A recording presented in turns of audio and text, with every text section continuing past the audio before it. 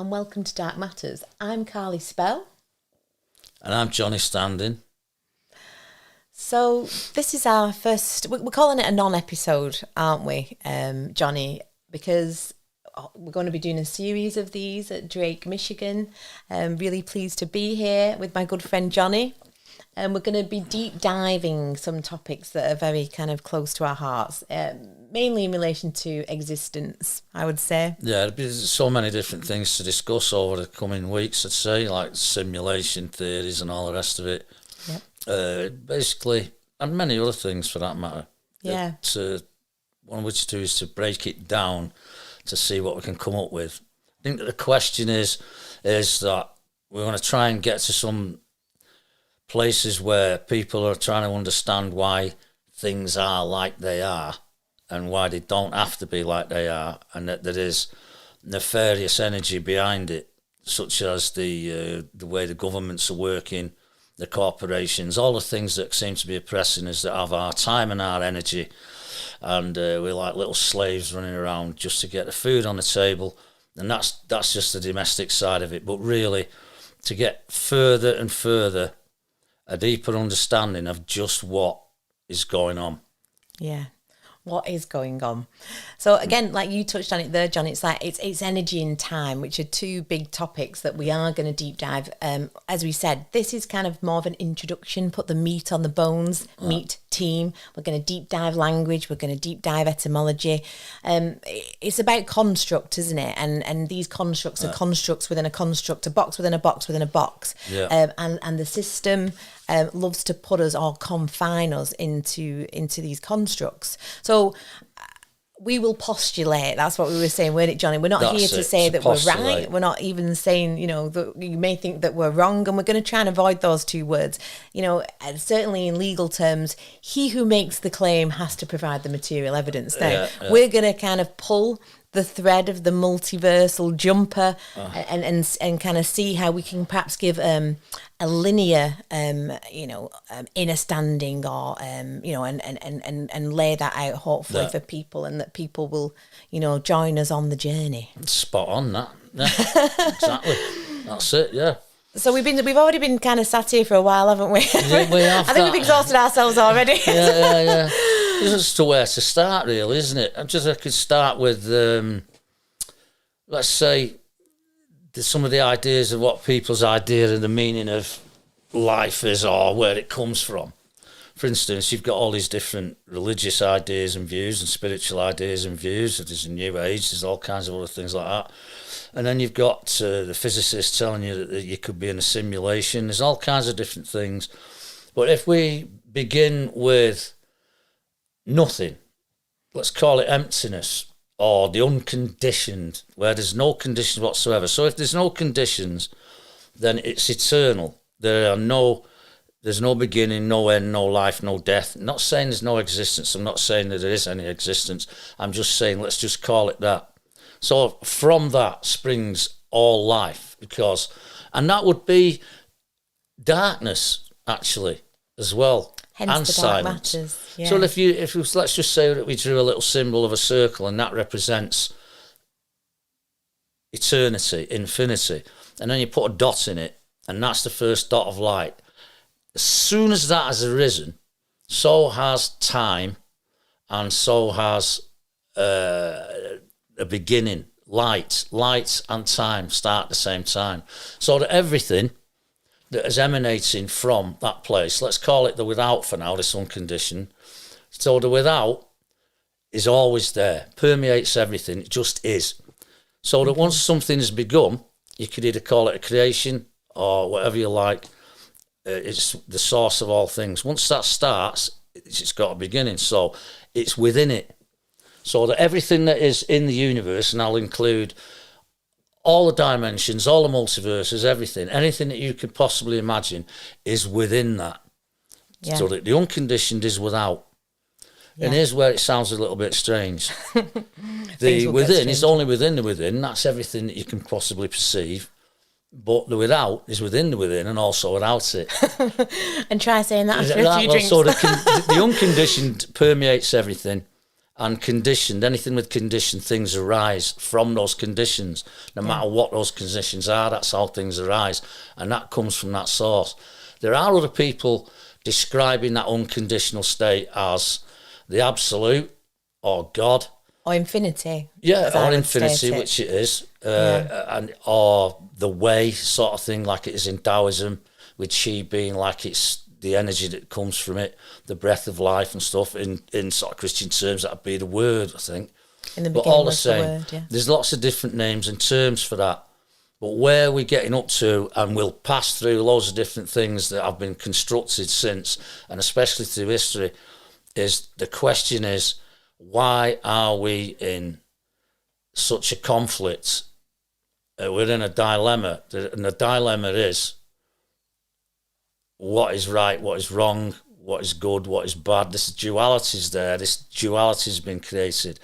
So for me, I try to look at everything now through ethical eyes. If it's kind, if it's good, if it benefits somebody, if it benefits yourself, it makes you happy, it makes other people happy. It means you've got sympathy, empathy and compassion, and you're a loving being. And we try to be as pure of heart as we possibly can. And it's obvious that is being opposed. It's in the nature of the things that are on this planet at the present time. Always has been, if you look in history too. And we'll probably cover other things like the Anunnaki, won't we? Yeah, ancient Sumer. And things like, everything we can think our of. Genetics, our genealogy, the language, the constructs. Everything. Are we in a simulation? It's the code for me, as I always say. The language in itself is a code. When we, etymology, when we look to the roots of the words, in the beginning was the word, and even scripture itself is a code. It's a quantum code. There's a really interesting book called The Bible Code, where they ran scripture through a quantum computer. I've read and that. I've read that, yeah. And they predicted future events. Yeah. If we think that we're living in a simulation, and again, this is more about us kind of introducing and postulating what it is we're going to postulate, really. But, we do live in a simulation. Take misinformation and information, for example. We're in this dualistic construct for me. So this duality is division. It's da from the Latin da. Yeah. If we're in the simulation, like in the Matrix, with the 0 1s, and in quantum computing, the 0 is the 1 and the 1's the 0. So, kind of in a sense, we're breaking down these quantum codes. So if something's information or misinformation, then if we actually decode it, rather than picking, trying to decide whether it's real or not, we get to the structure of this place. We can kind of follow these things, like I say, in a linear way. It's got a thread to it, and we can kind of, it's becoming a decoder rather than trying to kind of. I think it's moving out of all these constructs, and duality is the biggest one. And certainly for me, when we start to resolve these paradoxes, when paradoxes are resolved, then we are floating above the cosmic chessboard, as I always say. The black, white, hot, cold, male, female, light, dark. It's the yin and the yang. They can't exist without the other. And this is why, we've called this show Dark Matters, because as the new age are coming, farting rainbows out of their bottoms, it's too simplistic. And it picks a side. Being a light worker, let's see where the light came from. Let's take it back. Let's start asking the right questions, because our senses are overwhelmed with information. What are we? We're in an information war, really. We're in a spiritual war. And when we break down that data, or we know how important information is at the moment. This is why they give us free Facebook accounts or TikTok accounts. What is a tick? A parasite. Talk is time. A parasite of your time. And we're giving all our information over to these corporate entities, and let's face it, there's something far darker above that, and again, those are going to be things that we deep dive into. But we're giving our information over. Now, if we look at the word information, TION, Sean, the end of information, means the process of. So information is the process of form. We are in form. We are in matter. We are, and again, like I've said on the podcast with Kev and Ant, and if you've not watched that, do watch it. what gives matter legitimacy? It's time. And it's father time, and these elites, and we'll go into where that word comes from. Eloites, the Elohim, the powerful ones. We'll go back to our genetics, our genealogy, where we came from. The key is to decode. For me, the key is that we resolve these paradoxes, and we use our imaginations to become sorcerers of our fates, really. The black, the white, they are one and the same. It's the balance, Daniel's son. It's the pivotal point. So to reconnect to source, back to what you were saying, Jonny, for me, to the infinite that has no beginning and no end and exists outside of this tesseract of time, as I say, or this cube of time, then, to connect back to source is sorcery. We have to, we have to master the light. We have to master the dark. We're becoming the samurais of paradox. That's really beautifully put. Yeah. That last bit, it's sorcery. So connecting back to source for me is we're warned off these symbols, aren't we? And we were both looking earlier and with Ant at the tetragrammaton, and that for me is a symbol that actually summarises kind of what I've just said. So it's Adam or atom. It's in scripture, and you're far more knowledgeable in scripture than I, but it says, the number of the beast is 666. The number of man is 666. And 6 is matter. So 6 electrons, 6 neurons, 6 protons, if I'm getting that correct. So there's a carbon 12. Yeah. And 12 disciples, and again, and we will deep dive these in, we're setting a scene, aren't we, of the things that we are going to deep dive on a much deeper level. I mean, the Elohim's got to come into it, even the Anunnaki, all of these things, I think they're tied up anyway. But that's brilliant what you just said. Yeah. It's enough to spark anybody's imagination. And like I say, the tetragrammaton sums it up, because Adam is in the pentagram, which is matter. So we're taught in horror movies that 666 is, so evil. And, the pentagram, everyone's being sacrificed on one. Now, energy is energy. So if you want to use energy for nefarious purposes, then, you can. If you want to use energy for good, then you can. Occult, as we know, means hidden. So they want to get us afraid of the symbols, where actually a pentagram represents matter. The tetragrammaton then has a square around it, and again, we're talking about cubes. Saturn worship is cube worship, constructs, boxes, time. And then around that, because obviously, as you were saying, that's the within, or is it the without? I always get confused, but the outside is a circle, which represents infinity, because that's the without. This construct here. It's what a bit of a word is the without, because the only way you can reach source really is within yourself. Within, for the kingdom is within. So it says that in scripture. Because that is everywhere, but obviously we're talking about consciousness. Yes. Conscious beings. Yeah. I mean, it's weird. I don't know why we call ourselves human beings. You don't go, look, there's a crocodile being when you see one, do you? Exactly. Well, it's another construct, beings isn't on it? the planet. It's not a giraffe being, is it? It's a giraffe. Yeah, giraffe being. Anyway. No, it's a really good point. But again, it goes back to this, me and boxes, and no one's going to shut me up about boxes. But again, it's like if we're labelling things, it's that old Indian proverb of the blind men and the elephant, So 12 blind men or 10 blind men, whatever.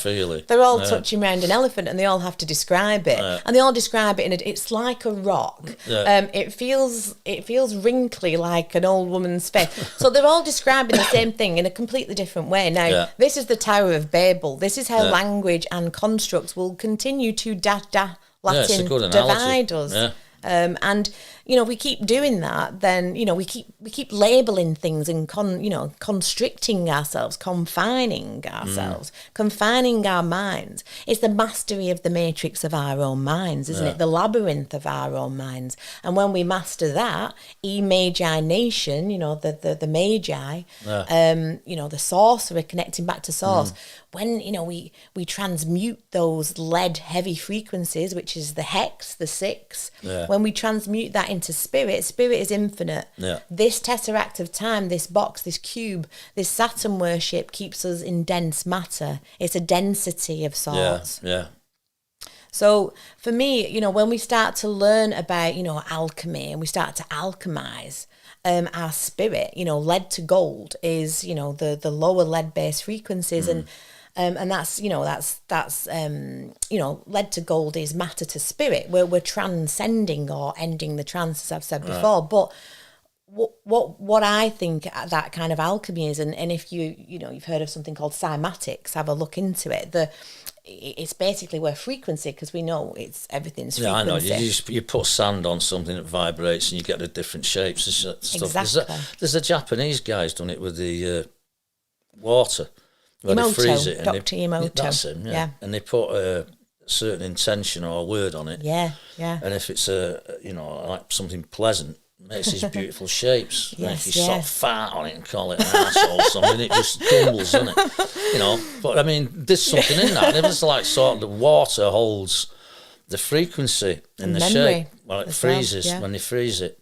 And someone sent me a really interesting, it was a lady and I can't remember her name, but again, you know, these are things that we'll take as individual episodes coming up and deep dive them and get some amazing guests we've got coming up as well, and get these people on who know about these topics in depth and explore them in depth. And you know, I can't wait. You know, every day is a school day, isn't it? And that's one big thing that I know Jonny's really, you know, we want to get across. We don't have all the answers, you know, I think this is the thing. And we're not saying we're right. No. We're just postulating. We're like postulating. We said before. There's so many things and subjects to go at. Yeah. And I can't wait to get a lot of different people on and do different subjects, especially those who been doing it for a long time. Yeah, exactly. This be a bit research, more edifying anyway. This is it. You know, jack of all trades, master of none. They always miss the adage off the end of the adage. Jack of all trades, master of none. Better to be a jack than a master of one. Now that's good for me. You know, I can connect the dots. But it's going to be so cool to get these people in who have deep dived this, you know, particular topic and you know, to really pick their brains. I mean, like this lady, like I was going to say, with very similar work to Emoto, but she did it with urine. Really? And she kind of froze the crystals in urine, and it would say if you were dehydrated, or it would say, you know, if something was wrong. And we know that there's consciousness in the blood. We know that we are these, you know, that this stuff affects us. This is why, you know, words like you say with Emoto and the lady with the urine, and I can't remember her name, but we'll perhaps, you know, when we deep dive that, we'll bring that to the fore. But it's just so interesting. We know that this stuff affects us. It affects matter. Yeah. So this understanding of matter and time, as we know, is my big passion. And there's always room for, I don't know, some really creative understanding, some really creative imagination that has some sway to it. Yeah, you know, it's not like you can be dead rigid on everything either, because you do have light bulb moments, you do have little epiphanies, and it's best to bring them out. Was it a dark bulb moment, Jonny? Well, it'll be a dark matters moment, definitely. I think it's a good name for it, because it's twofold, isn't it? The source is darkness. Yes, the whole of the source before anything's created is before light.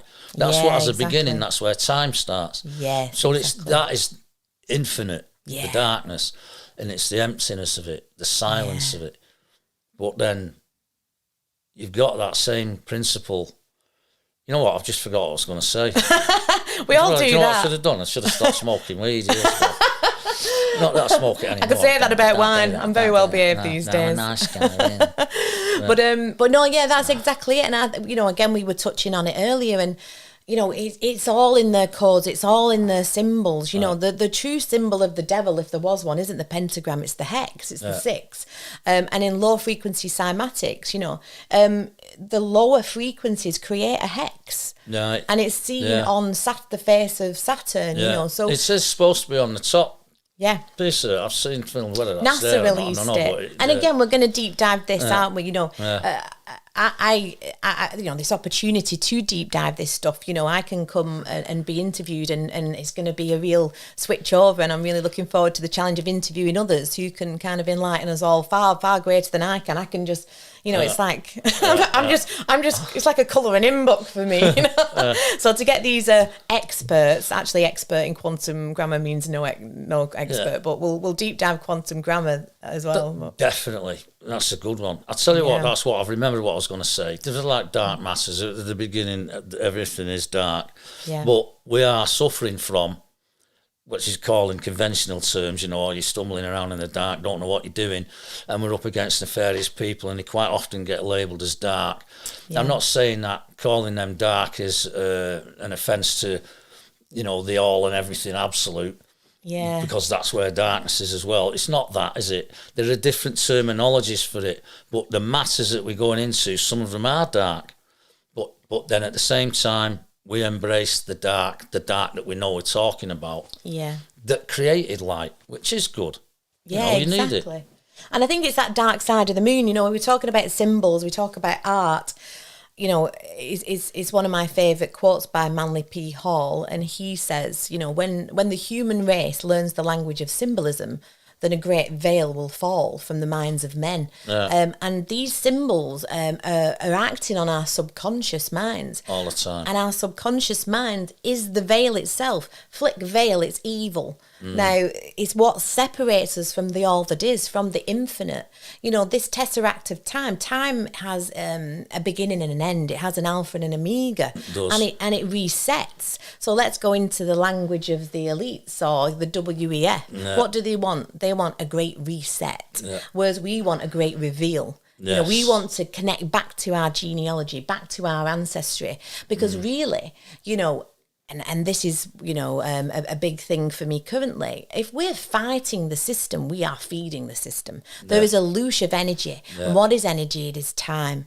And we are feeding that construct. And again, there's two sides. It's duality again. And for me, it really is transcending that duality. That is spirit. That's led to gold. Who really is filling themselves up at this time with the right kind of spirit? And when I say spirit, again, that's twofold, just like the dark. You know, you've got spirituality is different levels of consciousness, different levels of knowing, comprehension, whatever you want to call it. All languages do not describe the experience. Yeah. It'll never. You could have a wonderful experience. Let's say you're one of these people who has plant medicine and you have some hallucination or other, or you have an incredible experience. It's ridiculous to try and explain that, because let's say that you see a big giant Shiva above you and all the symbols come pouring out of his head, and then someone says, well, what does that mean then? Well, the whole point is, I don't know. But how would you know? That's just something for you to grapple with. Yeah. But the thing is that think they've got that sussed, and it's been there a long time. They have been using words as spells for so long now that we use them every day. You know, like the news, like people that are studying the law are starting to pick it all apart. The good morning, you know what I mean, the days of the week and all of that. Hell, you'll explain that low. better.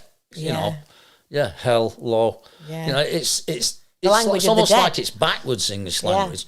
But then, having said that, to describe a direct experience, you can give a short or a medium or a long version of whatever it is you're trying to describe, but it's whether you're in the right company to give it to the right person at the right time also. It is the company you keep. I actually starting to realise that whoever I'm talking to, I usually know in an instant whether I'm going to get anywhere with it or not, or whether they have something to offer me. And usually if they have something that I've not heard, I'm all ears for it. Yeah. Because I like to pick things up. It's almost like because you assimilate the stuff and you forget more than you already know in the end of the day. But what it's doing is, that's what I was going to say. It's what we're feeding ourselves, what we're feeding the spirit. That's where I got lost. It was on spirit. The spirit is seen as consciousness, but I see it as something to develop too.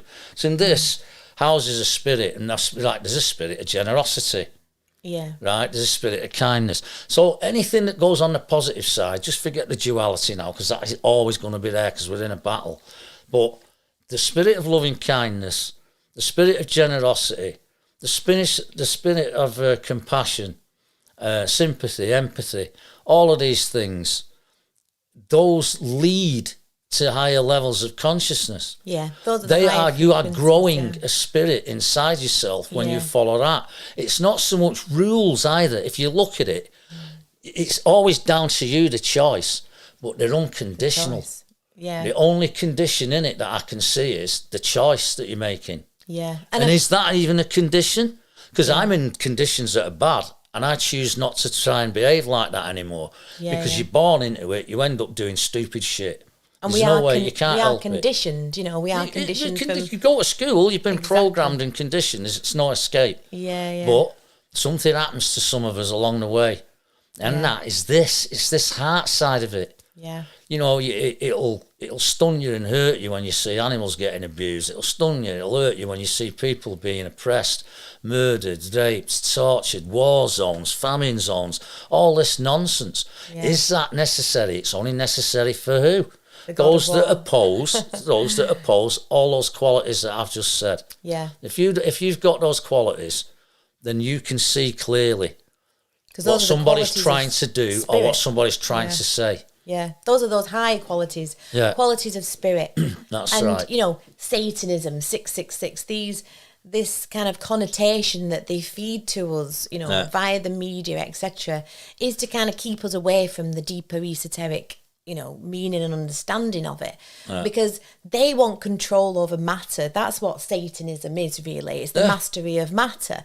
And we'll go, what I'm about to say, we'll deep dive this, but I believe, you know, the goal of these elites, and El is the Elohim or Lucifer or the morning star, we'll deep dive that, but their goal is to live forever. It's immortality, because that is mastery of matter. So they will always be gods here, because they are going for thousands and thousands of years having control over matter. It's not the real creator. The creator is infinite source. And, you know, we'll get into multidimensional reality. We'll get into the different densities. And that's going to be another deep dive. This is 3D. This is the density of matter. It's the density of choice, you know. When we kind of, as I say, you know, it's a bit kind of pick a side, really. You know, they want that division, that, you know, pick a side. But again, it's the mastery of it. I do believe, and there's a lie in belief, but this is a belief of me. So, you know, again, it's about people deciding for themselves, doing the due diligence. But I think that the consciousness of these elites, you know, they're transporting them into different avatars, and they're reigning above us, because they know, they know the secrets. They know this occult knowledge. They're using these symbols to program our subconscious to stay away from this information. Look, it's dark, it's evil. And this is what we're postulating, because we know things in this darkness that is where we shine the light upon it. It's where a lot of answers are. And I think this quest for immortality of these, I think there are archons. I think, you know, and we'll deep dive that. But I think also that, you know, these people are perhaps human. They've just been around for thousands and thousands of years now. They want to control matter, because that is that lead frequency, that's 666. They want to live forever, you know. Yeah. Whereas, you know, and then perhaps they, you know, are we already AI? You know, because if we've been tweaked along the way and we don't remember who we are, and then they recycle us, you know, because they need us as batteries, they need us as loose, just like in the Matrix. So they need us to maintain that position. They're feeding that. So then we can get into like the false light matrix. You know, we're getting into what the effect the moon is, you know, because, you know, the dark side of the moon, like Pink Floyd, you know, we're being recycled somehow, I believe, and this thing repeats. Everything's cyclic, without a doubt. Yeah, our history doesn't make sense. Take Tartaria, we didn't build those buildings. No. The pyramids. Yeah, well, they're that's another conversation again, isn't it? And we'll have it, won't we? Will, So, like I say, it was more like, wasn't it, to kind of meet the team and kind of. But as you said, are we AI already? Yeah. It can't be defined simply because nobody yet has simulated consciousness. Yes. So whatever the consciousness is that we've got, I would like to consider it genuine. The only time they're going to suggest that you're a simulation yourself is when they manage to simulate something that we are, which is a conscious being. They can simulate lots of things, but they cannot simulate consciousness yet. Yeah. And I think, and don't think for a minute they're not trying to do that. They are. Yeah. They want to get. There's not these robots and all the quantum computers and what have you. They want some kind of thing to say that it's got its own transhumanism, this hive mind that they're after, So, like in the Borg, in Star Trek, the Borg are a hive mind. They were human once, but they're part human, part machine, part cyborg, AI. And what do they travel around in? A big black cube. Floating through space, it's like, and there was a video, I don't know if people have seen it, but they asked, because you can ask AI stuff now, can't you? It's just like, wow. Yeah, it's all so over. They asked AI, what's the evolution of human, if we carry on on the timeline that we're on, and it kind of morphed from us being kind of, like caveman kind of, I can't remember the technical name, and we kind of morphed through into what we are, and then it morphed into a machine. They're trying to kind of turn us into machines, I suppose, is their goal. Maybe. Well, maybe, because I'd say that. But they can't recreate consciousness. If they're going to create a digital prison, which it is, it's not for your health and it's not for your body safety, it's not for your security, it's a lot of bollocks. Let's have it right. It's for your safety. Right. Well, it is. It's a Trust lot of the science, bollocks. Jonny. Trust the science. They use scientists, the best technicians all over the world, to get what they want. That's why they fund them. But I mean, at the end of the day, what this digital prison is, it'll be facial recognition, voice recognition, eye recognition, fingerprints. There's a thing that are passing. It's all there. It's all part of it. But you will literally have no privacy. Mm-hmm. You will not have any free speech whatsoever. You won't be able to go where you want, only where they allow you to go. You won't be able to eat what you want, only what they allow you to eat. That's a prison. That is a full-on prison. And there's many more little angles like that they intend to put on us.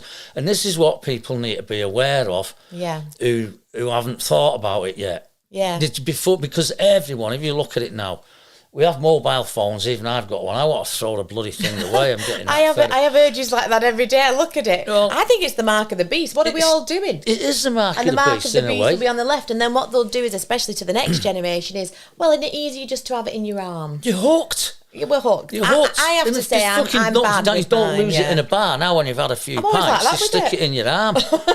Or in an injection. I mean, my work's on my phone, in my defence, but no, it's become, it's a scrying mirror. Was it John Dee? We're looking at a piece John Dee is. We're talking at a piece of sorcery, and apparently he sold his soul to the devil. We could perhaps... 007? 007. John Dee. John Dee, he's 007. John Dee. Are we on the same John Dee? I don't know. No, I don't think we are now. John Dee, I think, was the was it Queen Elizabeth's first magician? He was his first spy. Started like was he a spy as well? Right. She named him 007. Right. Now getting to James That's Bond. That's where Fleming got it from. And the Bond is our birth certificate. Our birth certificate is our Bond, and this is why they call James Bond because he is owned by the state, as are we, under the first trust from the Vatican, the first express trustee. I suppose he is. We are in the land of the dead, Jonny. And this is going to blow people's minds, and this is another episode that, I want to deep dive this is going to be a little bit of a shock, so please get your cup of tea ready. Go on. For you are already dead. Yeah. Now, what is consciousness? It's a state of being. You think that's air you're breathing? It's how Morpheus, who is the god of dreams, the god of sleep, says to Neo, the anomaly in the Matrix, do you think that's air you're breathing?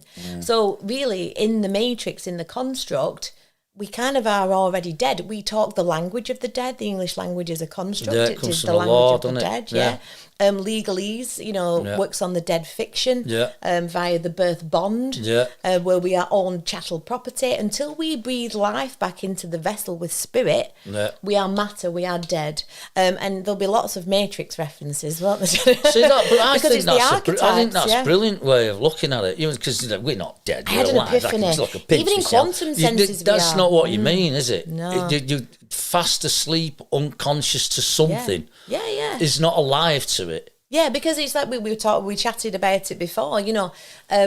energy's energy. Now, what gives matter legitimacy is slowing that energy down so that we can see it, so that we can feel it, so that, as one of my favourite quotes, Bill Hicks, this has to be real. But it kind of isn't. It's not solid. We perceive it as that way. So when we realise it's kind of a state of being, and, back to the Matrix, and there was a woman I met recently, she says, I hate people who put everything into film terms.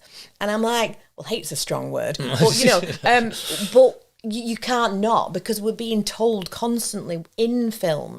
Film is another scrying mirror of sorts, where we're staring at it and we're putting our consciousness into it. We're projecting the projector that projects it. It's a dream within a dream. So Hollywood magic wand. The Matrix is just full of archetypes. Let's look at it, and again, we'll deep dive it. You've got Morpheus. Morpheus was the god of sleep. Edgar Allan Poe. Or you are in a dream within a dream. Then you've got Neo. Now, Neo was the anomaly in the Matrix because he starts to become lucid in the dream. He starts to read the code. Yeah. It doesn't matter about information, misinformation. If you're going to kind of look at a construct and start trying to pick it apart that way, you're picking it apart, you're going to get overwhelmed. You're never going to work it out. No. Because it's a Rubik's Cube. It's a constant cube. It's a Rubik's Cube that you're never going to work out. It's if they've got you distracted looking at a constant puzzle that you're never going to work out what you're not doing, you're constantly looking out there. Whereas when you go in here and then you learn who you are, you become the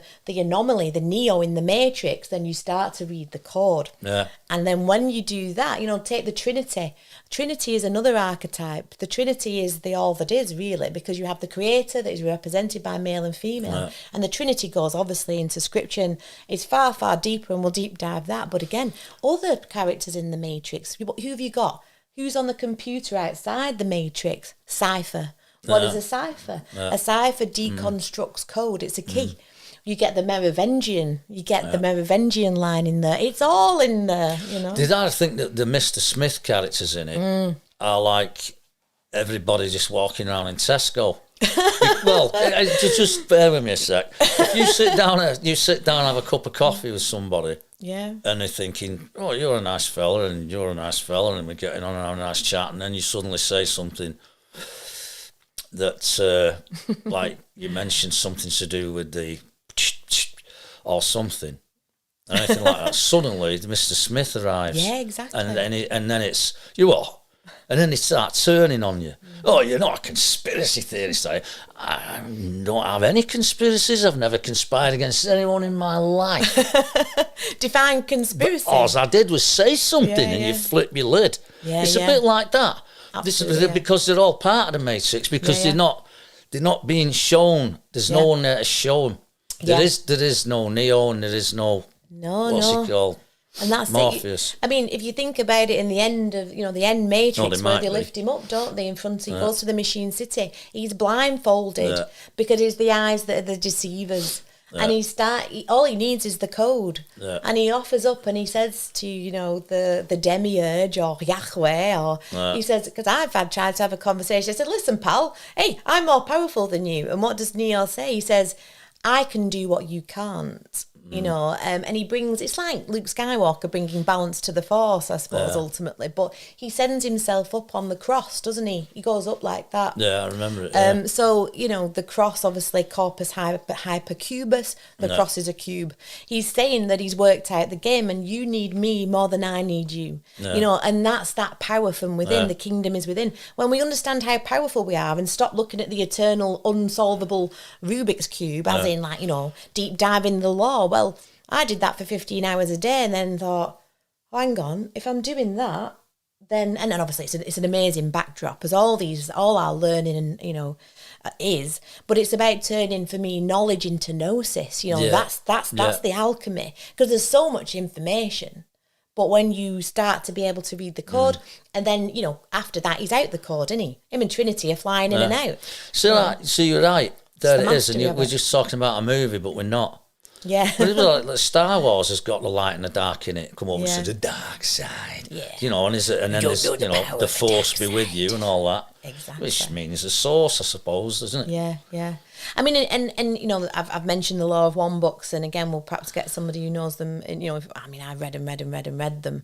But 3D, again, third density is dense. It's matter, you know, and as you go to fourth density, the veil is lifted in fourth density where you know self as other self.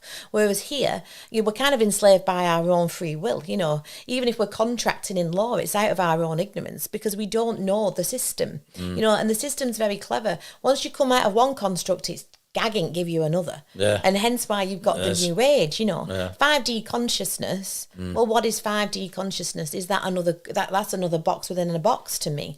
And we're going to deep dive. This might upset you. I don't know. And I'm not saying I'm right. We're just going to we're going to look into it. But the chakra is a light body. And a light body ties you into the light, which is the illusion. So, you know, if we, you know, there's a lot of people that go in for removing the chakra system. Because if you're cleansing your chakras, it may be moving into a 5D construct that is a further, you know, another dream within a dream.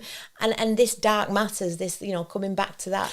It's the creator rests in the dark for me. Yeah, the pineal gland activates in the dark. So I first heard about the chakras when you first start looking at the Vedas, some of the old, Vedas and what have you. It's in there, the yogis. It is mainly from that continent where that came from. Oh, that's where it's. Well, who wrote those, Jonny? Down.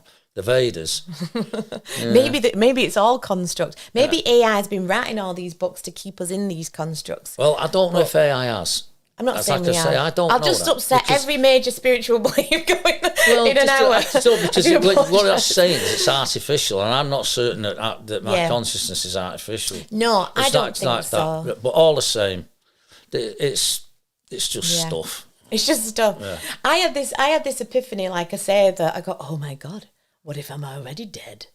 You know, and it really boxed my head in for ages. And I had a conversation with Matt, who I do another podcast plug, Inverted Realities with.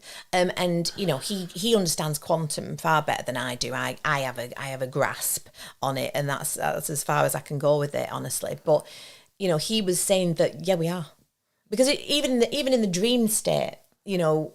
Are we breathing in the dream state? But it's kind of, you know, what is real, isn't it? What is reality? But there definitely is. There's definitely different levels of consciousness, and you can see that. I mean, you wouldn't say, some people say trees are conscious, but I'd say that they're unconscious, but it's still alive. It's life. It grows. It's a development. And it needs the conditions, obviously, for it to do that.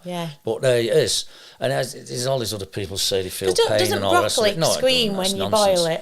No, I don't want to get into all you vegans out. Well, that's it, isn't it? Plants feel pain too. No, they fucking don't. Jonny. They don't. They grow from light, don't they? They have to have a brain and a bloody spinal column and a nervous system for it to feel pain. But they have recorded broccoli screaming going into water, Jonny. Well, I've seen them putting things on plants and then saying, let's do it, it's playing music. And I put it up to this thing and all this music comes out. And I put that on my bollocks and it'll play some music, won't it? Do you know what I mean? It's the same thing. No, there's all that sort of stuff. But I don't want to get into that, mate. Simply because it's very silly. Well, I suppose, but let's stand here arguing with somebody that you know, animals feel... No, now if someone said animals don't feel pain... Yeah, that's ridiculous. That'd be different. It's a sentient being, isn't it? Yeah. You know, that's a lower level of consciousness. Yeah, and you can do that with humans as well. If there's some poor soul who's blind, or somebody who's deaf, or somebody who's blind and deaf, they have no sight consciousness. They have no hearing consciousness. They are not conscious of either. Now, let's say if you're just blind, you can see people mouthing off, so you know there's something wrong with you. Can't. Sorry, you can hear them. You can't see anything, so you know they're there. And then after that, with the deaf, you'll see their mouths mouthing off, so they'll notice something missing in their consciousness. But that's just unfortunate for whatever reason. But that's what it is different levels of consciousness. And what it's like when we're made up into the shape that we are, we have all these different levels of that within us as well. And I do believe myself that goes up and up. Yes, and this is a density, this 3D density. Yeah, yeah. It's this what with all the rocks are, it's this universe with the mass and how that attracts others, and that's what makes planetary systems and galaxies. So they say. Yeah. And the universe means one song. Universe is one song. Yeah. So, and I think it's, you touched on a key thing there. I think it is the question that drives us, as I say, and again, another Matrix reference, but Trinity says it to Neo. Because the thing is, you were saying the zombies in Tesco. Yeah. Unfortunately, people have been so heavily conditioned and programmed. I mean, I even question myself. Where do I get my answers from? Where do I, we all piece things together. Information, misinformation, it creates biases, it creates beliefs.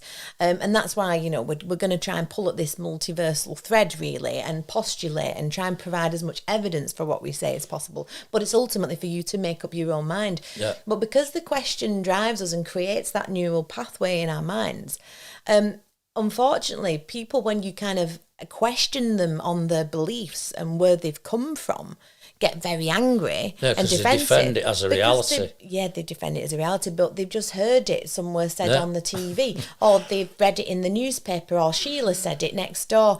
And so when you question where that came from, you can tend to get a fuck off, or you bollocks, or oh, you're wrong, I'm not having that, or you're a conspiracy theorist, because they've known your pathway, they've never had an original thought in their lives, and that's scary to them, and I think, and this is one of the big postulations of the show, was it Plato that said it, the only thing we can know is nothing, because as soon as you start thinking you know it, you get stuck. If you think you're a Buddhist or into Buddhism, there are all these isms, Catholicism, consumerism. These isms are states, and a state is a contract in quantum grammar. And again, we'll deep dive the language. It has a mathematical interface. Then we'll get into gematria. I mean, we're going to get it has some effects awesome, on energy, doesn't it? And vibration as well. Yeah, in the it beginning definitely was the does, word. because there are syllables in it. I mean, like when I'm writing lyrics for a song, you have to put in. Well, I do anyway. I put in the words that will fit in the syllables so that I can sing it. We should put something up. We're going behind Dan. But that's it. It's powerful, and it shows like back to the Emoto thing again, isn't it? The power of frequency, the power of music. Yeah. On water, and we are these. I'm looking forward to meeting loads of different people who like know stuff on no more than I do. But this is it. Everything that you've accumulated and assimilated, you forget more than you remember. Input. But my favourite statement, and it's like, because I've always been into the mystical side of life, especially when I was a lot younger. It's become more of a developed thing now. But I like the unknown. There's something very it's attractive about it. It draws me all the time. I feel like, what is it really, though? Yeah. Really want to get down to it.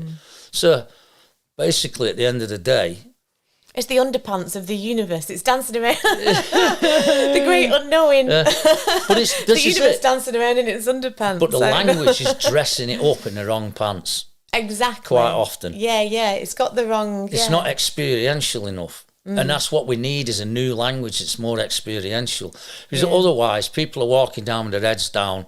They've got the bills to pay, they might have got in debt. The usual stuff this system puts on all of us. But it's not how to deal with it. Some love it and just think. I mean, there's another one, just changing the subjects a bit. You need to manifest. Okay, right, well, I want to manifest something wonderful for someone else, not myself. I don't want a fucking Ferrari, thanks. I'm not interested in one. Why is it most people who want to manifest an abundance just for themselves?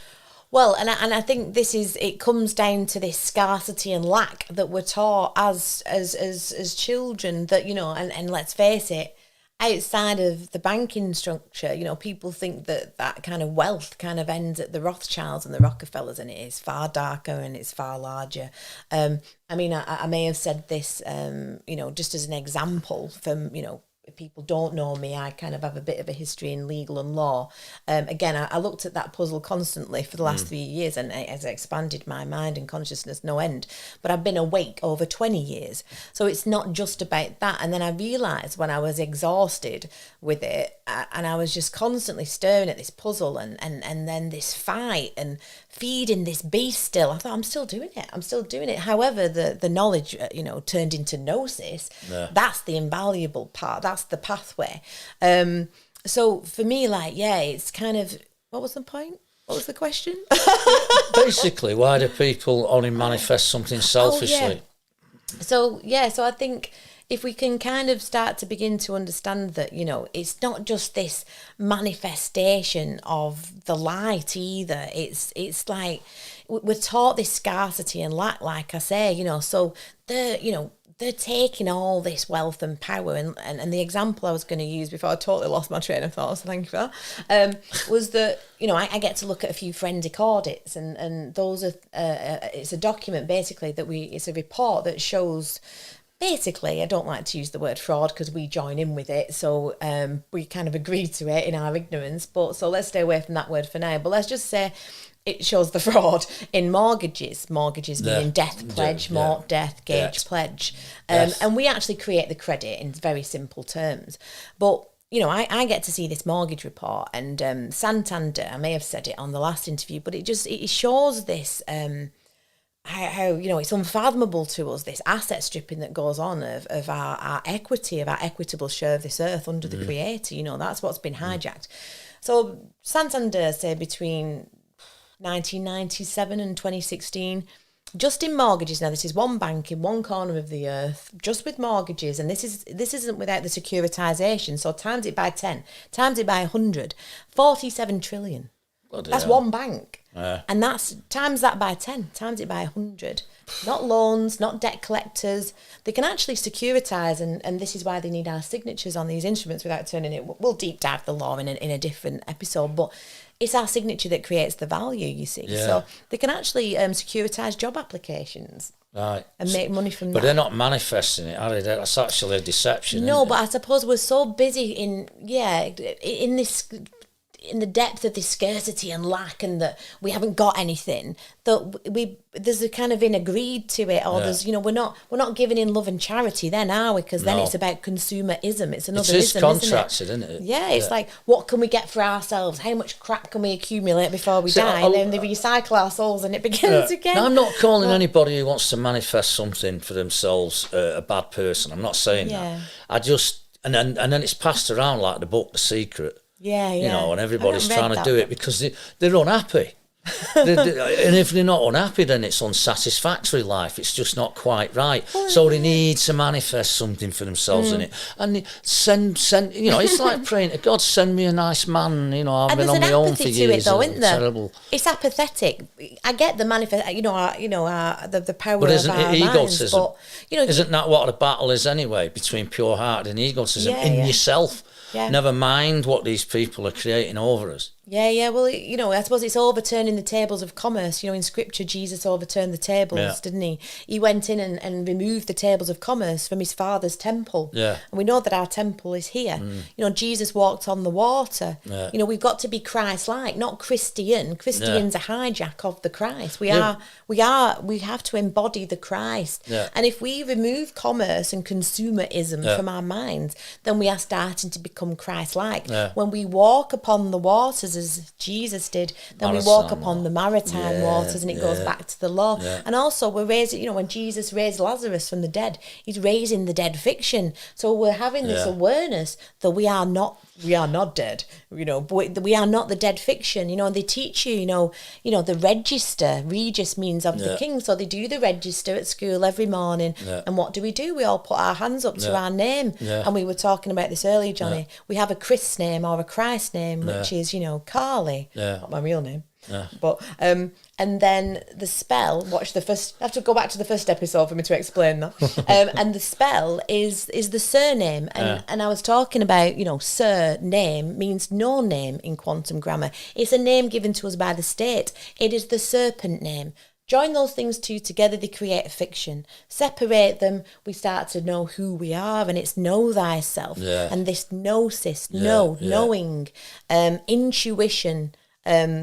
Give a nod to Paul Stubbs for this one this morning. And I went, oh yeah, intuition, tuition. You're listening to your inner teacher. Because if everyone's telling you, gurus are telling you who to be, what to think, information, misinformation, whereas actually, again, you kind of come out of those constructs, you start to listen to your intuition, you start to know thyself, turning knowledge into gnosis, read the code. Yeah. That's what we're going to do on this show. We're going to break down that code. I can't wait. It's going to be a meme. We're going to put all these years of knowledge in, and which we've turned into gnosis, into a meme. Nice digestible meme. Yeah. Just to get in on the thing about where things have got up to, and I was talking about it earlier about the Talmud, which is part of the Christian Bible now, isn't it? Even though it's the Jewish one. And in legal terms, it's the top jurisdiction where you get, you are literally in front of a high priest of Baal, and he has come for to collect your soul. And there you go. The Talmud, yeah. So what the Saturnian robes and the silly wigs are all about. The Saturnian robes, Saturn, Satan, Set. Saturnian robes, for God's sake. The Egyptian headdress, yeah? Why did he wear them silly wigs? It's not for the crack. I don't know, but if you're a little kid, I remember as a little kid I was looking at it, including monarchies and all that, and I used to think, why are they all dressed up in daft outfits? Do you know what I mean? No one else walks around looking like that. These are special people. Talmud. I can say I don't like that at all. See, I've never been a monarchist. We have no monarchy now because all we have is a head of state, Jonny. Because the monarchy that's not existed for a very long time. We thought this is why we now have a head of state. So again, they're telling you a head of state, and a state is a contract. State means contract. So we have a head of a corporate entity. All governments have incorporated now, the United Kingdom PLC. That's right, And the monarch isn't a monarch. And actually, 3 days after the monarch gets coronated, 3 days later, they abdicate the throne and take up what's called the chair of pagan estates. The chair of pagan estates is Baal worship, Baal and Moloch, the king god of child sacrifice, So really, take the House of Lords, and this is my favourite one, and if you have seen me in other interviews, forgive me, but I love it, because Lord in Hebrew means Baal. So the House of Lords is the House of Baal, and they're all parliament. Take the word parliament. Parley, to talk. Lie, mens. Mind. Talking lies of the mind. Talking lies to the mind. Government is the big one. It's the language in it. The language is the spells, aren't it? It's just covered in it. It's laden with it. You wouldn't realise it. Guvernare mens. That's government. Government comes from guvernare, to control, and mens the mind. I told somebody that, like a newbie recently, and they went, "Isn't that enough for everybody to wake up?" It literally means mind control. But the thing is, it goes back to what we were saying before, Jonny. It's the question that drives us. You could say that it's the 42 syndrome, as I always say, and it's a big thing, because 4 and 2 is matter, and in the Hitchhiker's Guide to the Galaxy, what's the answer from the quantum computer? It's 42.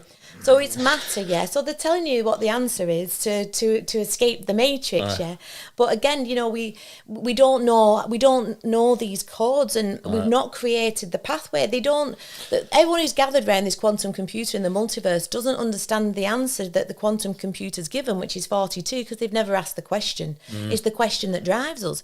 So if you've not got that neural pathway, and I'm here talking bananas on here with you, Jonny, I go, government means mind control. Boing! It's going to bounce off people's consciousness, because they're not ready. And this is what, we can't wake everybody up, but we can kind of lead by example, I think. I think that's right, you can, But there's also another aspect to that where we've been messed with.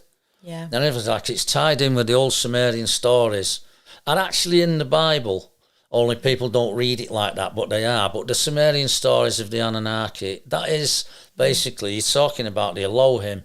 In the Bible, it's the same thing. Exactly. And they were supposed to have created us as slaves in their image. But this is it. You see, this is, I think, where the argument really started. When there's no interference down here. There's no interference down here, but it's there was a fallout because some of them thought this was a bad idea to do and others thought it was a good. So there was a bit of a battle then amongst themselves about what they should do with us. I remember reading that. Yeah. And when the Great Flood comes, the age of Pisces, wasn't it? The Great Flood, is that represented by the age of Pisces and the better of Pisces? I just don't know. It could be. I don't know, but it's over 10,000 years ago. It's quite a long time ago. Yeah, which is why the Pope wears the fish on his head. That's Babylonian as well. The hat of the Pope is a fish. The Fisher of Men. The Fisher of Men for the Matrix, in a podcast by a guy called, is it Tony Sayers? I'd love to get Tony on. I've been watching some of his videos, cool, yeah. If you're enjoying everything that we're doing here at Drake, Michigan, please subscribe, ring my bell, and let's enjoy this journey together. Where was I? Sorry, honey. Anunnaki, Sumer, Babylon. Yes, no, that's all. They're intrinsically connected, simply because the patriarch of both Judaism and Islam is Abraham. But he lived in Sumeria in a little place called Ur. And all the stories that he brought with him were of the powerful ones, the Elohim. They were taken out of the Bible some 700 AD, as we've discussed it before. And it's either it's King Josiah or his father before him, but he finished it off. What he did, because all the people, and it'll tell you in the Bible itself, all these people worshipped a goddess called Asherah, which is one of the powerful ones. When I say powerful ones, or sky armies, or sky people, or Elohim, it's the same thing, Anunnaki, it's the same stuff, right? So anyway, they all worshipped this, and she was a nurturing goddess, and they were all fond of her. But Josiah had all those temples smashed to pieces, knocked down, got rid of it all, put in this male Yahweh figure. So wherever the word that they were referring to God before was, and it was usually Elohim, which is plural anyway, it's not one because there's many of them. They've put in the Yahweh thing. Yahweh would be the Tetragrammaton, which is another conversation on itself. And it's not even a Semitic word. They can't even find its origin, so that's interesting enough. But then what he's done is he got all the people that pay the tithes to him, then all the kings come down from his bloodline.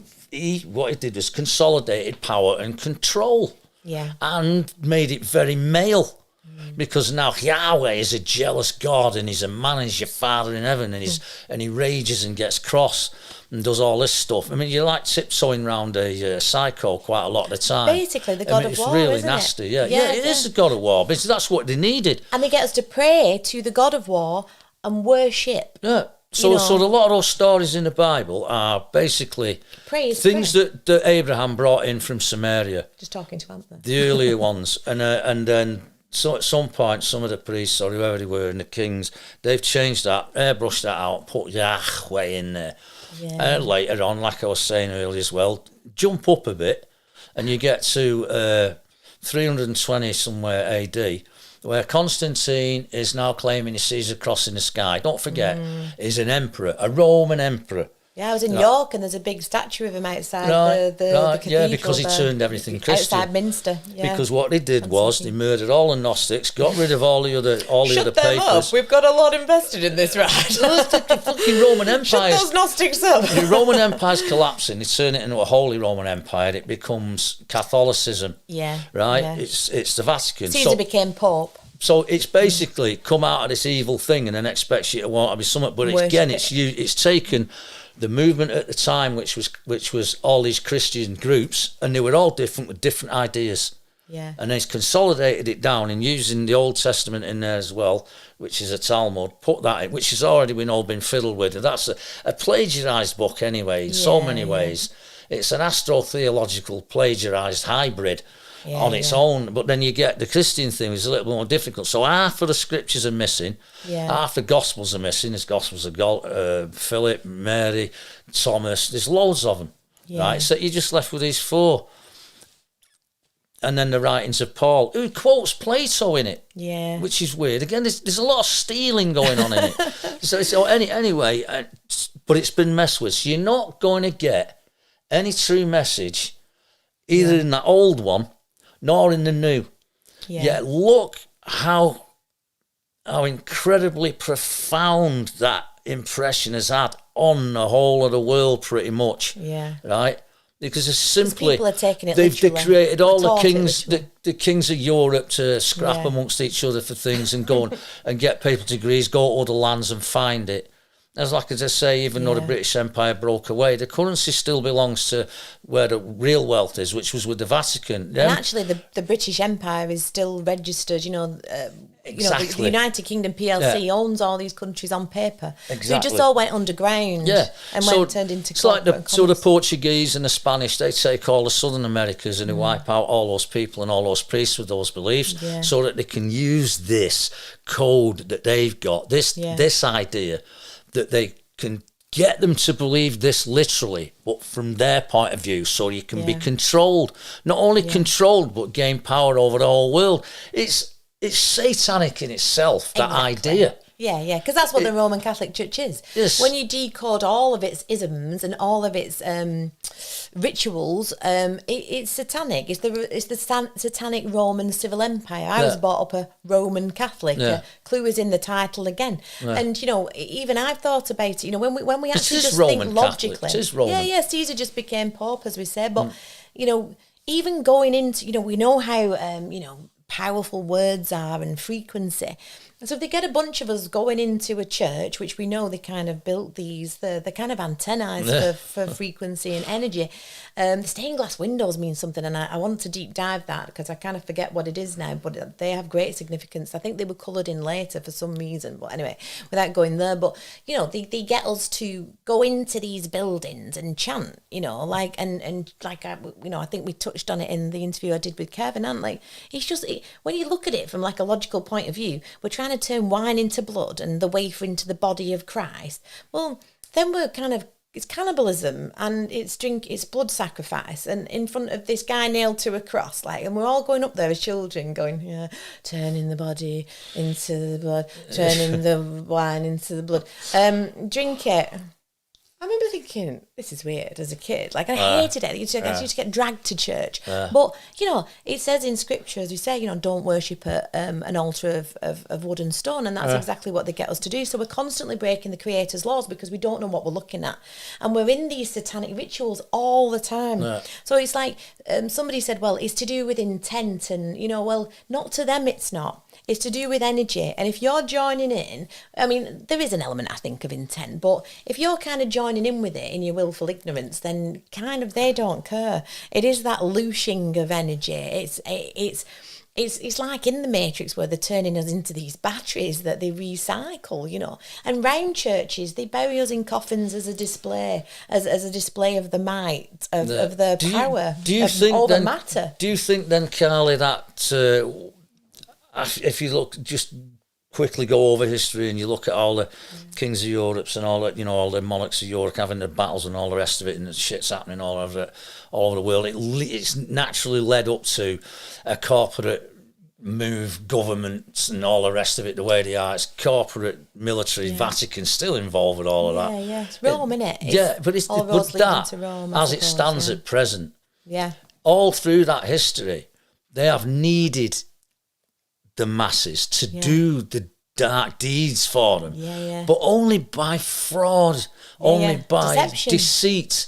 I mean, the very words themselves, deceit, fraud, lies, and it is lies. It's all lies. And the devil is the ultimate trickster. It's putting the veil over everyone to get them to do things in the name of the highest good by going slaughtering people in their own lands and then turning them into second-class citizens or even worse, slaves. Because you hit on it. It's like, what God are they... it's like when all these celebrities come on telly, well, what God are they thanking? What God are they worshipping? We've got to look to the etymological root of the word God itself. Like, God, pray to God. Pray is praying. We're in these rituals that are blood sacrifices. Wars are blood sacrifices. What is a soldier? A soul dyer. They're sending these men, our men, who would be actually still alive and waking up to something's not quite right here, which is why there's such this agenda on the masculine to to turn them into effeminate women. And, you know, there's nothing wrong with being gay. And if you want to dress up as a woman, knock yourself out. But the point is, it's an agenda. That's the difference. I, you know, peace and love to everybody, you know. As well as embracing my dark side, my Carly.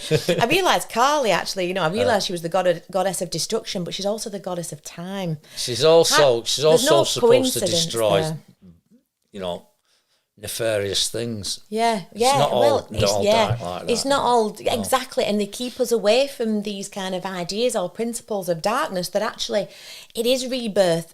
From destruction comes. No offence to any Christians personally, but it is a Christian thing to demonise anything outside of the literal Bible, which is nonsense. I mean, we've just discussed it, and it shows why it's nonsense. It's been messed with. You're not meant to get to the truth. Twisted, they're keeping that from you. Exactly. But it's been a tool. To move masses of people around and do things with that are...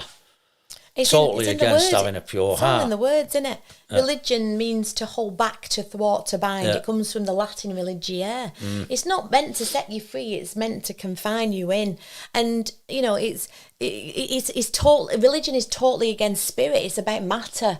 It's about these people controlling us by, I think, transporting the consciousnesses kind of through time, because they are keeping all this occult hidden knowledge, you know. I mean, and they use all these deceptions of language, because Latin literally means to deceive. Do you know what? That's all they used to read it in once. It was only ever written in Latin, the Bible. And that took centuries before someone said, "Oh, I'll read it in my own language." Well, then the God of War, if we're preying on others. You know, it needs praying. It needs, like, you know, like a lion preys on a gazelle. That's what prey is to them. It's blood sacrifice. I don't know. Was it Martin Luther who first did that? He just translated it into his own language. Oh. Anyway, one of the first people who did do that, they see you later, that was it. They kill him. Shut him up. Until finally a few more gather a bit of pace and you do, and you get it out. But then people realise, I mean, look at it now. It's faded off a lot. Once upon a time, it was, especially in this country, and that was gospel. That was the truth. That was your worldview. Don't you dare step outside of it either, or you'll go to a terrible place. Look at it. It's all threat. It's not unconditional love, is it? It's all nasty. Yeah, and I said it, you know, again, you know, if they get us worshipping this God who, you know, when his children are thirsty, he feeds them sand. When they are hungry, he chucks them snakes. I wouldn't say that's a real loving kind of God, is it? Yeah, it's nasty. Because the God of this place is Satan, it's matter. You know, it's spirit is the creator. Yeah, there's an interesting thing that you just said. Oh, did I? Yeah. No, there's an interesting thing that you just said then. It's that... because it's the Yahweh character when they're going through the desert, the Jews, they're all starving to death. Send us some food, so he sends them loads of poisonous snakes that bite and kill them. Right, so that's nice. Thanks very much. That'll sort the hunger out. Just wipe them out. It's like the worst narcissistic kind of relationship that you have, isn't it? Really, like you know, because that's the relationship with the state that we have. You know, it's not for the people by the people anymore, is it? That's for sure. No, and then Jesus, just as an interesting little note, he says if somebody asks the Father for food, what sort of father is it if he sends them snakes? Distances himself from that. Right? Yeah. Or it was appear to. Yeah. Why has he got the opposing opinion of his substitute Father in heaven? He wouldn't be. They'd be in agreement, wouldn't they? There you go. There's loads of little pieces like that if you could just pick them out. Lots of them. And even Jesus, you know, it's like that image of Jesus. You know, when you break that down, Jesus, you know, I'm not saying that he, you know, in the Law of One, they said that there was, he wasn't called Jesus. You get into Je suis, I am in French, you know, I am the Christ. Yes, that's the bit that they're not telling us. But it goes to like the name Yeshua, which came from Joshua, I think. And it means the same thing. Yeah, pretty much. But, it, you know, Jesus, which goes to the Greek, which goes back to, you know, the pantheon of, you know, the Greek gods and things. So it was kind of pagan, that word. All the kind of etymology. And I'm no expert on that, so I won't kind of... I think they all come down from an Anunnaki thing. I think that's where all priesthoods and monarchies begin. And Jesus, the image of Jesus, he was Caucasian, wasn't he, with blue eyes and really lovely hair. Yeah. So that just wouldn't have occurred around that time, you know what I mean? It's just, he would have been black. How do you know he had lovely hair, though? Well, but apparently, you know, was it the bourgeois crime family? Was it Caesar Bourgeois, if I get that right? That's the image you're looking at. That apparently, he kind of had the, you know, Jesus done in his son's image who died. So we're not staring at just an old hippie that's or the son of God. You're looking at one of the bourgeois. It gets worse. So I went to Sacred Heart School, Roman Catholic. Dib. So Sacred Heart. Now, the symbol for Saturn is a cross with half a heart. So you flip that, you get the image of the Sacred Heart. Right. So the Sacred Heart is Saturn worship. So Saturn, Satan, Set. Again, this image of Jesus, and what's he doing? He does this. Yeah. Now, what's that? That's Baphomet does Thank that, you. doesn't it? Yeah, doesn't it? So Baphomet with the satanic heart. And we're all worshipping, you know, again, it's maritime terms, worship. You know, because again, it's this saviour program. You know, we're literally giving our energy away to someone to come and save us when the only people that's going to save us is ourselves. We are the return of the Christ. I'm not saying, you know, again, you know, we'll postulate these things, but, you know, I'm not saying that, you know, like in the Law of One, it says that, you know, Yeshua was an actual person. He was actually fourth density. Came down to do some good jigging of us up because we've been enslaved. Because fourth density is the density of compassion. It's when the veil's been lifted. So we know self as other self. It's the next realm when you've kind of made the choice in 3D and you kind of go up. But he came down to kind of speak to people. He didn't tell them the answer, did he? He spoke in parables. He spoke in, you know, in analogies and... but he had so much compassion that he kind of martyred himself. Well, he healed everybody. Process. Everyone he met that was sick, he healed. This, if you want to believe the stories. Well, he let them heal themselves, didn't he, really? Like when you get into the nitty-gritty of, again, these analogies, these parables, you know, turning water into the wine, the fisher of men, all this stuff, you know. This is how I allow myself, you know, the odd drink now. I'm an occasional drinker. A drunkard can't enter the kingdom of heaven, it says in Scripture, but Jesus did like wine. So you like an odd glass is fine, but again, you know, that's that discipline. That's where disciple comes from, because we've got to be a discipline of our own. We've got to have discipline of our own mind. We've got to know thyself, because the kingdom of Christ is within. Now, I'm not saying, like I say, he wasn't potentially a historical figure at one point, but I believe the return of the Christ, and I've spoke to Christians about this recently, because I'm thinking, is there something I'm missing? Because I do get kind of attacked a bit for some of the stuff I say. Not attacked, that's a bit of a strong word, but because Christians get... Well, it gets spiky. It's dead spiky. For us, we're just putting it in a nutshell. There is... Yeah. The source, or God, let's do the God thing. There's God, nothing else. Then he creates something. The first thing he creates is his only begotten son, because he creates another being like himself. Yeah. So it's an only begotten son. Then the two of them create lots and lots of them. You know, the people are calling him angels, whatever they are, but Lucifer's in there. He turns sour, turns it up, and makes a big argument. That's what the Bible's telling you. And that's so what he becomes is put into the seed of a virgin woman, so that he's not tainted by the fall of men. He's not any sin. And this is an old story, isn't it, Jonny? Yeah, so there's the virgin birth, and then what he does then is the only begotten son becomes a man. Yeah. And ransoms himself as a sacrifice to get us out of the sin that we fell in, which we drew in through deceit, through the debt. That's what it's about. That's what it's about. That's what the story's about. Yeah. Whether that Jesus is literal debt, but we forgot. Is very hard to accept. Even in legal and trust law terms, you know, the trustee is Jesus, really. He comes and pays the debt. He's paid it. Because we're not debtors in legal terms, we're creditors. So the debt's been paid. But what the con is, they keep us repaying it. We're constant, because we don't know who we are. He's come and paid this debt. The sacrifice has been made. Yet we're still wandering around not knowing who we are, willy-nilly. No. But you'll know more about this, Jonny, because you're, still sinning, basically, if you want. It's a shit word. There you go. What is that? You know, what is sin? You know, sin is the sine wave. Yeah? That's right. So the sine wave is time. Yeah.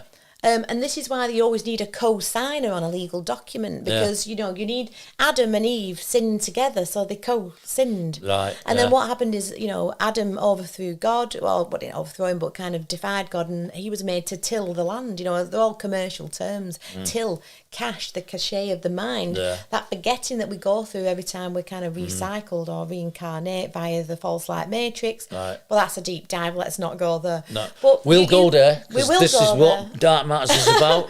Deep diving. Deep diving. Yeah. So we're not talking fish. I think what we want to do is, or we will be. Oh, it will be, but not that kind of fish. This idea, like, I think, to kind of bring it back round to the thread, is that we're going to take the dark, and when it created the light and time, and we're going to deconstruct everything that then came from that to where we are. And I do believe there's a bit of a timeline war going on, but, again, that's another thing we'll deep dive. And we're just going to go back. I do, too. I believe our ancestors are screaming at us to remember who we are. Like, they've passed this wisdom down and it's been bastardised and doctored. And we have this kind of responsibility. And I get goosebumps when I'm with spirit. So I must be saying something correct. You are saying something correct. We need to listen. That ancestral memory is there. Exactly. It is there. Yeah. I mean, let's put it in a practical term. Somewhere at some point, 2 or 3 people died eating the wrong berries. Yeah. Right. And we don't have to worry about that shit anymore. That's just one little thing. But the whole thing, and I do believe, again, that's why they try and rub out, and that's why they've done over the things. That look at how the cultures are completely different when they're not Christian.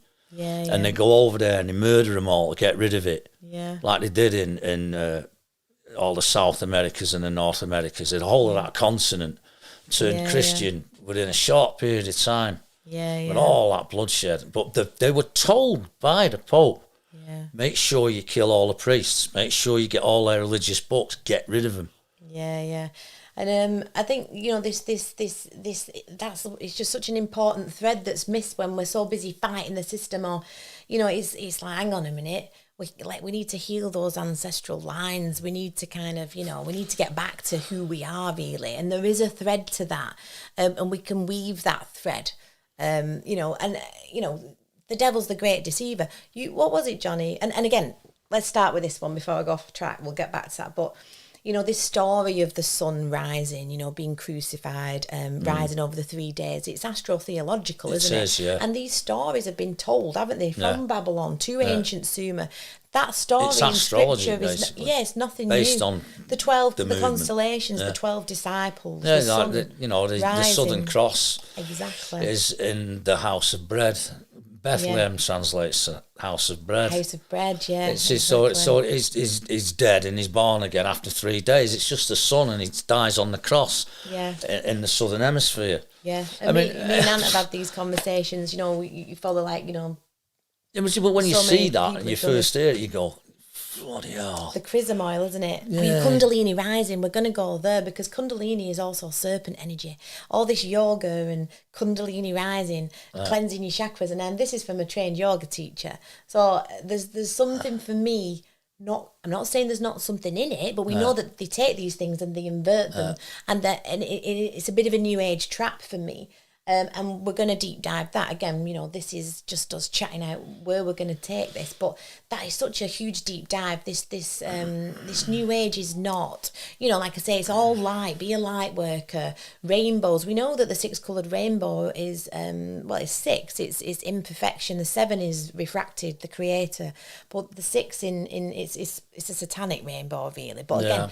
What's the difference, you said, Jonny, between the meaning of the word Satan and the devil? They both mean, one means opposer. One's opposer and the other one means slanderer. It's Satan slanderer, I think. I think Satan's slanderer, yeah, and devil is opposer. Could be the other way around, I forget, but I think that's right. I think that's right. Yeah. And again, it's they're only titles. It's not the name of the being. It was just like Lucifer or something. Yeah.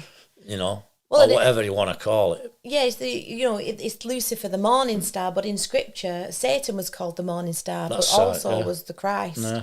Yeah. So you've got these two opposing forces again, you know, the yin and the yang, the light and the dark, duality. We're back to duality again. And for me, it is embodying the Christ, but it's also about not forgetting that, you know, the light comes from the dark, and acknowledging our demons, our dark side, our shadow side, and again it becomes that balance. It become the high priestess. I love that. I love hearing become it. The sorcerer. And I love that. Yeah, I love hearing it. I mean, this is what it's saying about Christians. Some Christians, I'm not like picking on that personally, but it is spiky.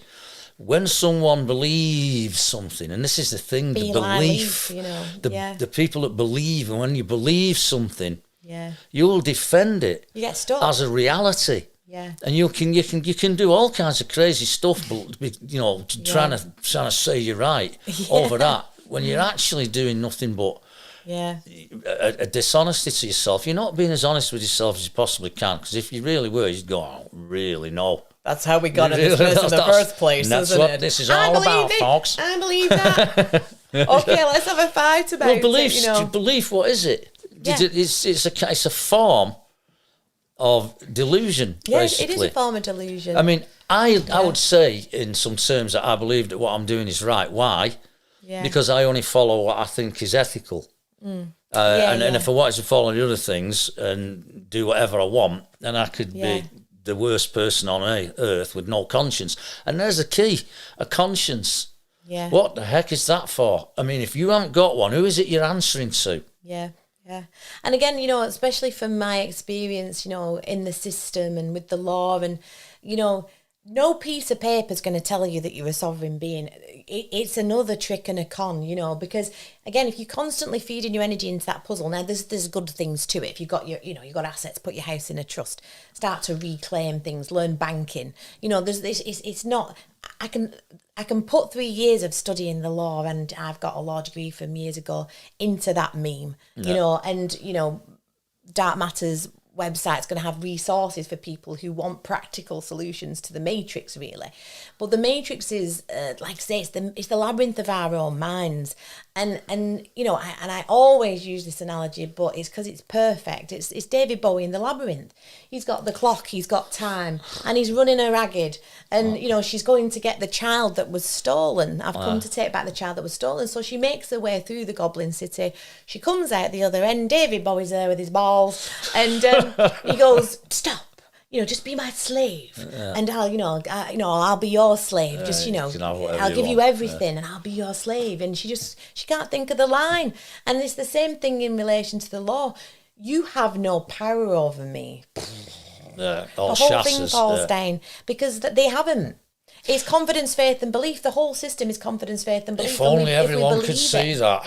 If only this they is could the see thing, it. isn't it? Well, this is why this show exists, Jonny, because we're gonna thread that. Be of the world, not in it. You know, you know, we are here. It is an experience. You know, so it's about taking back what was stolen, really, and that is not just the you know, our equity of this earth that was given to us in trust by our Creator, our infinite Creator, but that was hijacked along the way by. Well, let's postulate by whom. But the ultimate thing is, have a good old conversation with the demiurge, because you are more powerful than it is. You know, we like to say he is, but it's it, isn't it? Whatever it is. But we like to make it all masculine. But I think we've been in the age of men. I was watching another good podcast this morning, and they were saying, you know, obviously this rise of the feminine, and they're worshipping the moon.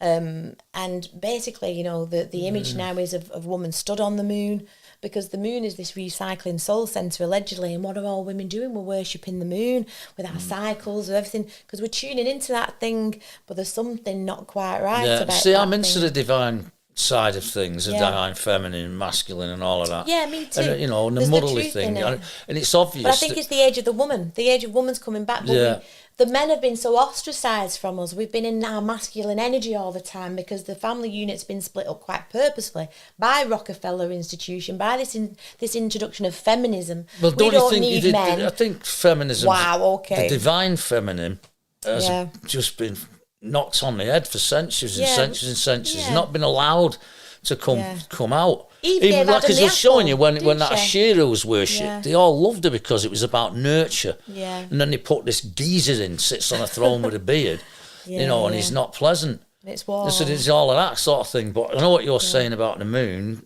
because people, women especially, I've spoken to, feel attached to the cycles of it. Exactly. And all of that. But allegedly, that's a bit of a con. Again, with so the when menstruating women, and all that stuff. If women are worshipping a dark entity, if women are worshipping, there's one side of the moon, what's on the dark side of the moon? In the Truman Show, Christoph runs Truman from the moon. Right. Well, there's a theory. And it's amongst a lot of the ufologists as well, that it's hollow. Yeah. And this is where the Watchers are. They're mentioned in the Bible, by the way. Pink Floyd, isn't it? Hello. Well, is there anybody? I don't know if you ever saw it. I don't know if you ever saw it at all, but there was NASA footage of this tethered. It was 12 miles long. Yeah. And they sent that up into space, and it was going to collect energy and power some of the space station. It cost billions, this thing. Anyway, it snapped and floated off into space. They lost it, basically.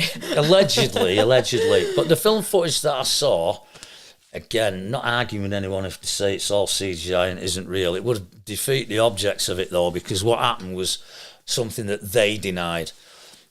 As it floated away in the distance and they were filming it, got a long way away. This thing is 12 miles long. When it got to about that big, these things appeared out of nowhere. They were oscillating in the middle and they'd just pop, come into being, and they float round on the side or this way up. And if you went past it, it means that if you gauge it, they must have been 2 miles wide, these things. Well, I've seen still photographs of one of the only colour pictures you'll get of the moon. Yeah. And it's got the same things hovering on the moon's surface with a shadow of it underneath. Yeah. They look like real flying saucers. Yeah. I don't know what people think. Oh, you're nut. Wait a minute. Look, I didn't put that there. Yeah. I didn't do any of that. But this hollow thing as well is because they fired something at the moon, scientists, and it rang like a bell for a long time. Yeah. If you want to keep your eye on anything that's going on this planet, better than any telescope or anything else, the moon is in the perfect position to do it, and it's facing you all the time. And it's appeared from somewhere, hasn't it? Because it wasn't in the old text, and even in the Vedas and things like that, they make reference to the moon's a construct, I believe, and I'm no... Well, it's got Vimanas and that. Yeah, That's flying. Cities flying. And then we'll get into Hollow Earth. I mean, it's endless, isn't it? But again, I think it's all construct and it's all information, but it's just super, super interesting, isn't it? It's super, super interesting. Don't they give us images of the moon upside down as well? We watched that documentary. No, whenever NASA show you photos of the moon, they never show you the colour photograph. It's always in black and white. Yeah, Mars, billions of miles away, colour photograph. Moon, black and white. It can't because it's too bright. They're saying, look, there's a load of bollocks. Shut up. Yeah, because amateur footage, amateur telescopes have come on. Oh, they're fantastic. Me and you have had some debates over this, haven't we? Because I think maybe space is still a structure of the hologram of the illusion, like an extra part of it. So it's kind of real, but it's not real, but define real. But I know we won't get into that because me and Johnny, also we disagree. But we've had a few late night conversations about that. Yeah, we never get all worked out of it sooner because I love you too much. But but isn't that the whole point?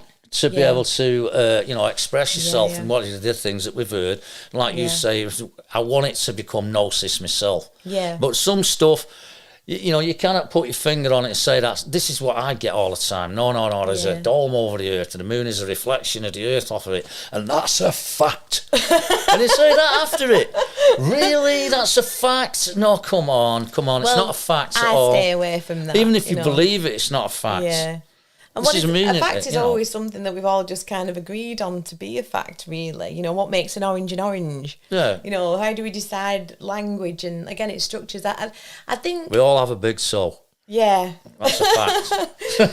Except those who've lost them. Defined too. But yeah, I think, like I say again, and we'll deep dive language and etymology and quantum grammar. Language has a mathematical interface, and gematria is a thing that...